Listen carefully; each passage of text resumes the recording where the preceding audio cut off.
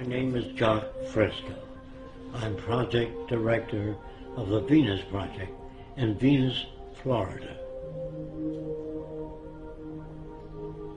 The Venus Project maintains if you don't want war, if you don't want poverty, hunger, unemployment, territorial disputes, and all the other problems that go with society, you have to declare the earth as the common heritage of all the world's people. If you fail to do that, you'll have problems to the amount of events you don't want to change.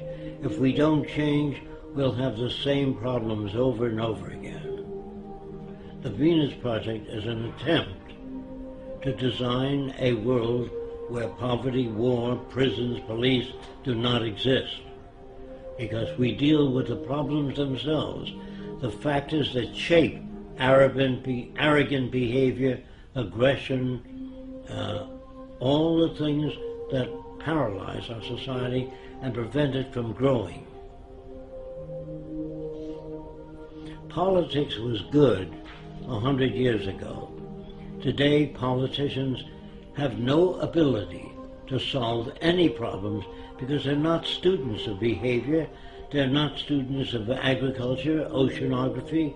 They know nothing about the factors that operate the world. So they say things that people like to hear, and that gets them elected. Now, scientists, on the other hand, are not concerned with public approval. What they do, even if everybody on Earth believed the Earth was flat, they would say, "You're wrong. This is the evidence we have to support the fact that the Earth is round." But they don't say it's a little round, a little flat. That's politicians. Money was a convenience designed by man many years ago. You used to carry a bag of apples and change it for tomatoes. That was a trade in the old days. But when you invented money, it carried smaller particles, and it was easier to represent apples or tomatoes or eggs by giving a person a coin instead of bringing 50 eggs and chickens.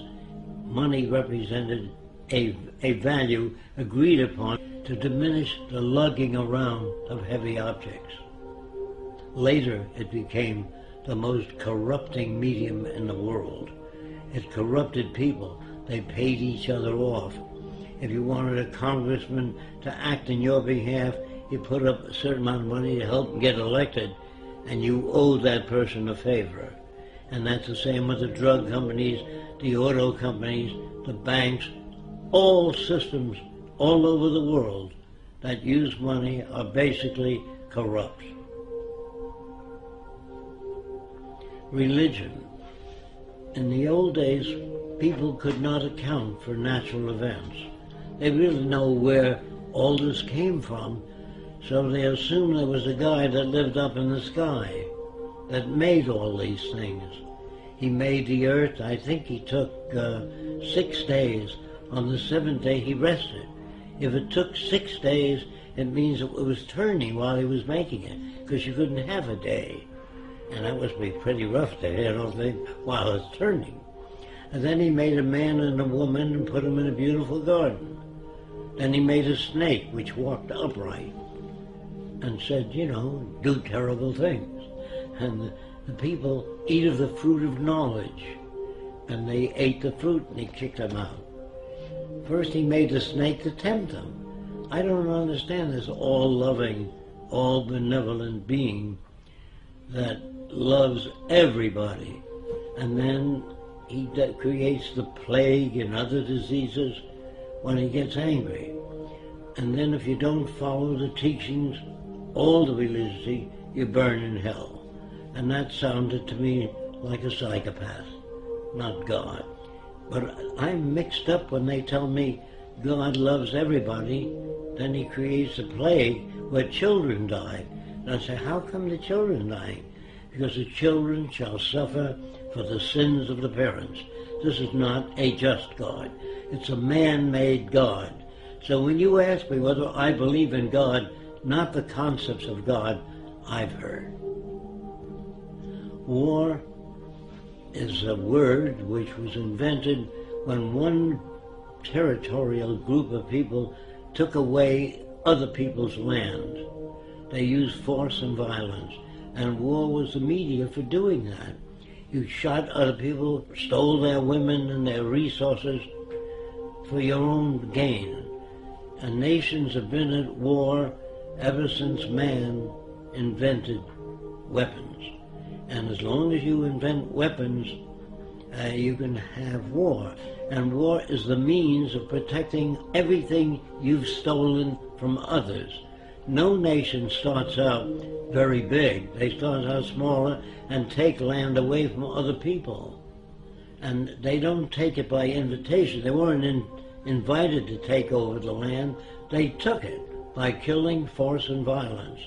And war is the most inappropriate way of solving the differences. That's why I'm against the Pentagon and the military, because they majorly should be concerned with how to bridge the difference and bring nations together toward a common purpose, namely taking care of the environment, one another, and restoring the damaged environment. That's what I'd like to see in military systems. I would like to see, instead of training millions of soldiers to be killing machines, I'd rather train them in being problem solvers. Send them back to school, teach them social science, social psychology, sociology, so they can add to the culture, not be destructive. But ask anybody, what does democracy mean? They think it means participation in government affairs. So I asked them, do you really believe in democracy? They always say yes. I said, did you vote for the space program? They said, no. Did you vote for the Vietnam War? No. Did you vote for the war now? No. Where the hell do you participate? That's an illusion given to people.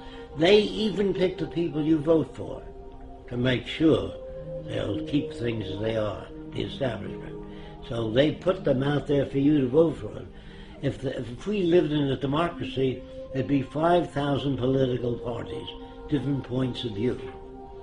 In a true democracy, you would have that.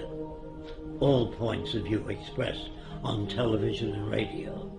It's up to you to turn it off.